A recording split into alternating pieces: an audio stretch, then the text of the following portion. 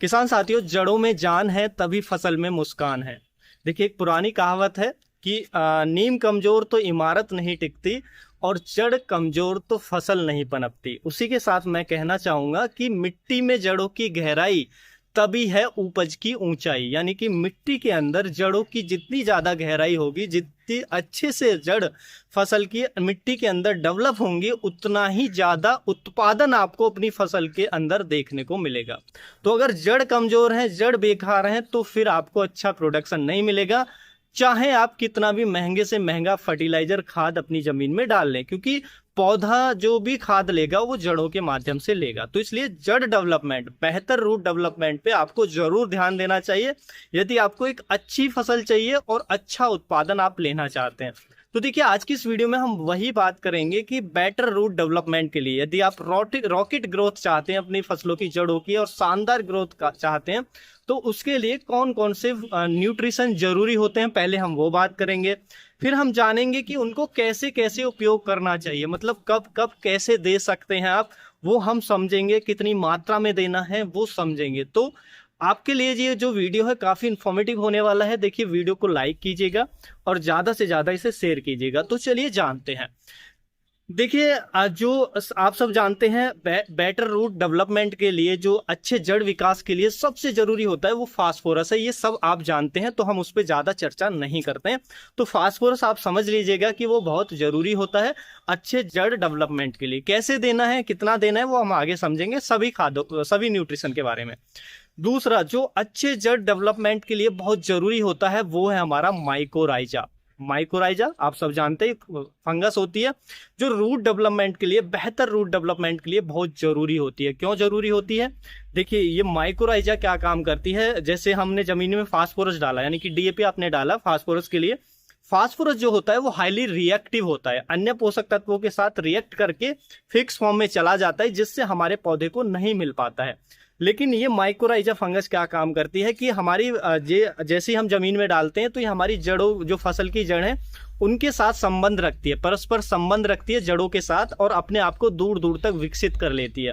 तो देखिए, दूर दूर के एरिया से जो फास्फोरस है, जो फिक्स फॉर्म में है, उसको सॉल्युबल बना के, यानी कि घुलनशील बना के हमारे पौधे को उपलब्ध कराने का ये काम करती है। तो बहुत ज्यादा उपयोगी होती है जो माइकोराइजा फंगस है। उसके साथ साथ अन्य न्यूट्रिशन को भी हमारे पौधे को उपलब्ध कराती है। उसके साथ साथ इसका एक और बेनिफिट होता है कि ये हमारी फसलों की जड़ों को हानिकारक फंगस से बचाने में हेल्प करती है। तो माइकोराइजा बहुत ज्यादा उपयोगी होती है।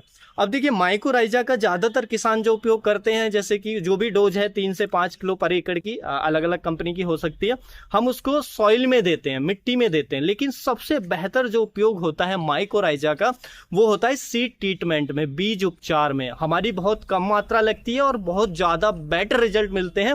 जो हम मिट्टी में देते हैं उससे कई गुना ज्यादा रिजल्ट हमें मिलते हैं। ऐसा क्यों होता है?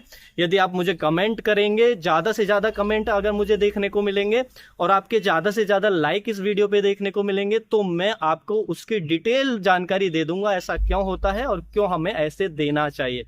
तो उसके लिए आपको देखिए ज्यादा से ज्यादा कमेंट करना ही पड़ेगा, उसके बिना कोई ऑप्शन नहीं है, क्योंकि अगर आप इंटरेस्टेड नहीं है तो हम बिल्कुल वो वीडियो नहीं बनाएंगे। तो माइकोराइजा बहुत जरूरी होता है। उसके साथ साथ जो बहुत जरूरी होता है बेटर रूट डेवलपमेंट के लिए, वो है हमारा ह्यूमिक एसिड।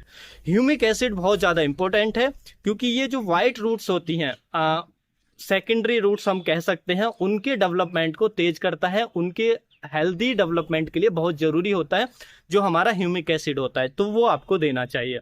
साथ में जो बहुत जरूरी होता है रूट डेवलपमेंट के लिए, वो है हमारा अमीनो एसिड। क्योंकि अमीनो एसिड क्या काम करता है, ये जड़ों के अंदर सेल डिवीजन को बढ़ा देता है, यानी कि कोशिका विभाजन को बढ़ा देता है, जिससे रूट डेवलपमेंट तेज होता है। तो अमीनो एसिड भी बहुत जरूरी हो जाता है। तो ये सब हमारे लिए बहुत जरूरी है रूट डेवलपमेंट के लिए। उसके साथ साथ बोरॉन। बोरॉन जो है आप सब जानते हैं माइक्रोन्यूट्रिएंट्स होता है, लेकिन बहुत जरूरी होता है हेल्दी रूट डेवलपमेंट के लिए, क्योंकि ये रूट के अंदर सेल डिवीजन में हेल्प करता है। उसके साथ साथ जो जरूरी होता है वो है कैल्शियम। देखिए, कैल्शियम के बिना भी रूट डेवलपमेंट अच्छा नहीं होगा। आपने फास्फोरस उचित मात्रा में दिया है, लेकिन अगर आपकी जमीन के अंदर कैल्शियम की कमी है तो जड़ डेवलपमेंट आपका अच्छा नहीं होगा, जड़ों का विकास अच्छा नहीं होगा। क्योंकि सेलों के बनने के लिए जो हमारा कैल्शियम होता है वो इम्पोर्टेंट पार्ट पार्ट होता है।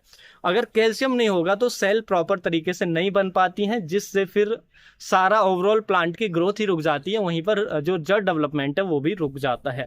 उसके साथ साथ एक और जो बहुत जरूरी न्यूट्रिशन है जड़ डेवलपमेंट के लिए, वो है हमारा जिंक। जिंक भी बहुत जरूरी होता है। आप सब जानते हैं जिंक अगर पूरी मात्रा में है तो हमारे प्लांट के अंदर जो ऑक्सिन हार्मोन है वो तेजी से बनता है, और ऑक्सिन हार्मोन हमारे प्लांट के ओवरऑल ग्रोथ के लिए बहुत जरूरी होता है, उसी तरह के से जड़ों के ग्रोथ के लिए बहुत जरूरी होता है। तो जिंक बहुत इंपॉर्टेंट होता है। तो ये जो न्यूट्रिशन मैंने बताए, देखिए फास्फोरस, बोरोन, कैल्शियम और जिंक, ये न्यूट्रिशन बहुत जरूरी होते हैं। साथ में आपको ह्यूमिक एसिड, माइकोराइजा और अमीनो एसिड ये हमें देने चाहिए। तो इनसे हमारी फसलों का जो रूट डेवलपमेंट होगा बहुत ही लाजवाब, बेहतर आपको देखने को मिलेगा, शानदार रिजल्ट होंगे। और जब जड़ डेवलपमेंट अच्छा होगा तो प्लांट की जो ऊपर की ग्रोथ है और ऊपर का जो प्रोडक्शन है वो आपको शानदार ही देखने को मिलेगा। कीट व रोगों की समस्या आपकी वैसे ही आधी हो जानी है, ये सब करने के बाद, यानी कि जड़ों का अच्छा डेवलपमेंट करने के बाद। अब सवाल उठता है हमें इनको देना कैसे है, क्योंकि देखिए हम फास्फोरस के साथ हम बोरोन तो दे सकते हैं, लेकिन कैल्शियम नहीं दे सकते, जिंक नहीं दे सकते। तो हमें कैसे कैसे देना चाहिए वो बहुत जरूरी होता है। तो देखिए डीएपी हमेशा जमीन के अंदर हमें डालना चाहिए। देखिए डीएपी के लिए कभी कभी हम मारामारी करते हैं कि हमें डीएपी नहीं मिलता है, तो किसान मारामारी करते हैं, बहुत महंगी महंगी लेकर आते हैं, वो डीएपी डालते हैं। लेकिन ऐसा करने की आपको जरूरत नहीं है, क्योंकि डीएपी जो फास्फोरस है वो बहुत अधिक मात्रा में हमारे जमीन के अंदर है, लेकिन वो अवेलेबल फॉर्म में नहीं है। तो उसके लिए यदि आप माइकोराइजा ही उपयोग कर लेते हैं, साथ में अगर डीएपी नहीं डाल रहे तो पीएसबी बैक्टीरिया भी डाल दीजिए। तो इससे क्या है कि आपकी डीएपी की पूर्ति हो जाएगी। जो फास्फोरस पड़ी है पीएसबी बैक्टीरिया उसको सॉल्युबल बनाएंगे, और जो हमारी माइकोराइजा है वो भी सॉल्युबल बनाएगी और हमारे पौधे को उपलब्ध कराएगी तेजी से। तो डीएपी के से ज्यादा बेहतर रिजल्ट मिल जाएंगे। तो ऐसा नहीं है कि हर बार नहीं डालना, 1 साल 2 साल अगर नहीं मिलती है जिस साल, तो आपको जरूरत नहीं है, आप माइकोराइजा पीएसबी बैक्टीरिया डाल दीजिए। लेकिन अभी जैसे मिल रहे हैं तो आप डाल रहे हैं, तो डीएपी जरूरी होता है, हमें डालना चाहिए। तो डीएपी आप 50 केजी डालेंगे बेसल डोज में। तो हमारी बुवाई के समय मिट्टी में हमें मिलाना है जमीन के अंदर। डीएपी के साथ आप और क्या कर सकते हैं, बोरेक्स आता है हमारा बोरोन के लिए, 2 केजी वो आप डाल सकते हैं इसके अंदर। साथ में आप चाहें तो जो हमारा ह्यूमिक एसिड है वो डाल सकते हैं।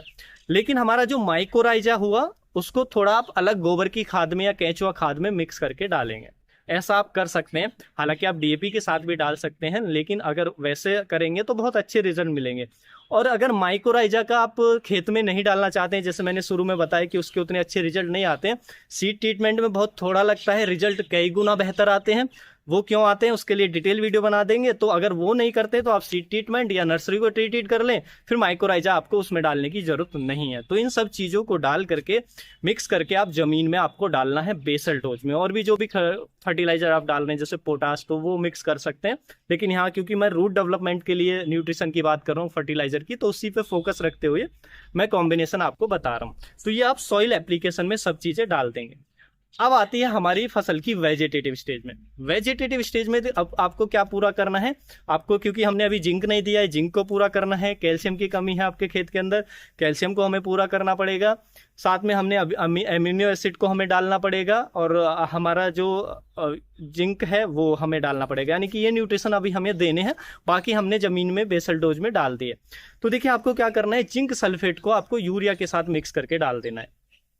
जिंक सल्फेट जो आपको लेना है यूरिया के साथ, जैसे वेजिटेटिव स्टेज में हम यूरिया डालते हैं उसके साथ जिंक सल्फेट के अच्छे रिजल्ट आते हैं। तो 33% वाला जो जिंक सल्फेट आता है 4 से 5 किलोग्राम, उसमें मिक्स करके यूरिया के साथ आप जमीन में डाल दीजिए। तो जिंक की पूर्ति वहां से हो जाएगी, जिससे रूट डेवलपमेंट हमारा अच्छा होगा। अब आती है कैल्शियम और अमीनो एसिड। कैल्शियम और अमीनो एसिड का हमें स्प्रे ले लेना है, वो भी वेजिटेटिव स्टेज में ही। आप क्या करेंगे, कैल्शियम नाइट्रेट ले सकते हैं, 5 ग्राम पर लीटर पानी में मिक्स करेंगे, और अमीनो एसिड ले लेंगे। अमीनो एसिड जिस ब्रांड का ले रहे हैं तो वो ब्रांड क्या डोज रिकमेंड कर रहा है, यानी कि क्या डोज बता रहा है आपकी फसल के लिए, उसके हिसाब से आप अमीनो एसिड ले लेंगे। वैसे 2 से लेकर के 3 ml पर लीटर पानी में हमें नॉर्मली डोज रखनी होती है, लेकिन वो ब्रांड जो भी आप ब्रांड ले रहे हैं जिस पे आप ट्रस्ट करते हैं उसके हिसाब से रख लीजिए। तो 2 ml वो ले लेंगे, 2 से 3 ml जो भी डोज है, और साथ में आप कैल्शियम नाइट्रेट आप मिक्स करेंगे और स्प्रे कर देंगे वेजिटेटिव स्टेज में। तो इससे क्या आपके सारे न्यूट्रिशन जमीन के अंदर पूरे हो गए, क्योंकि कुछ हमने बेसल डोज में डाल दिए, जिंक हमने यूरिया के साथ मिक्स करके डाल दिया और कैल्शियम अमीनो एसिड हमने स्प्रे में दे दिया। तो इससे आपका जो फसलों का रूट डेवलपमेंट है बहुत शानदार होगा, बेहतर होगा, क्योंकि हमने हर एक न्यूट्रिशन जो रूट डेवलपमेंट के लिए ज़्यादा चाहिए। देखिए वैसे तो ऐसा ना है, ऐसा नहीं हो सकता कि कुछ और भी न्यूट्रिशन की जरूरत होती है प्लांट के डेवलपमेंट के लिए, इधर अगर वो कम हो तो भी प्लांट का ग्रोथ अच्छी नहीं होती है, तो वो भी हमारे बैलेंस मात्रा में चाहिए। लेकिन जो मैंने फर्टिलाइजर बताए ये कुछ ज़्यादा मात्रा में चाहिए, यानी कि ये ज़्यादा इफेक्ट डालते हैं हमारे रूट डेवलपमेंट पे, तो इसलिए इनको पूरा करना बहुत ज़रूरी होता है। अब यहाँ पे देखिए सवाल उठता है कि हो सकता है आपकी इस जमीन के अंदर जिंक पर्याप्त मात्रा में है पहले से, या कैल्शियम पर्याप्त मात्रा में, आपने सॉइल टेस्ट कराया तो आपको फिर इनको हटा देना है। मान लीजिए कैल्शियम पर्याप्त मात्रा में है तो कैल्शियम को हटा दीजिए, नहीं जरूरत है, क्योंकि जमीन में पर्याप्त मात्रा में है। बोरोन पर्याप्त मात्रा में है तो उसको हटा दीजिए। वो आपको देखना पड़ेगा आपकी मिट्टी के अंदर क्या चीज़ पर्याप्त मात्रा में पहले से उपलब्ध है। अगर आपने सॉइल टेस्ट कराया है तो आपको उसको निकाल देना है, जिसकी कमी है उसको आपको ज़्यादा डाल देना है। तो उस हिसाब से आप मैनेजमेंट करेंगे तो आप देखेंगे आपको बहुत अच्छे रिजल्ट देखने को मिलेंगे। और जब रूट्स आपकी फसल की अच्छी होंगी तो ओवरऑल जो डेवलपमेंट है आपको अच्छा देखने को मिलेगा, ओवरऑल प्रोडक्शन भी आपको अच्छा देखने को मिलेगा। उम्मीद है जो जानकारी है आपको अच्छी लगी होगी। जानकारी अच्छी लगी तो वीडियो को लाइक, शेयर एंड सब्सक्राइब करना बिल्कुल ना भूलें। फिर मिलेंगे हम आपको एक और नई वीडियो में नई जानकारी के साथ, तब तक के लिए आप अपना ख्याल रखें। धन्यवाद।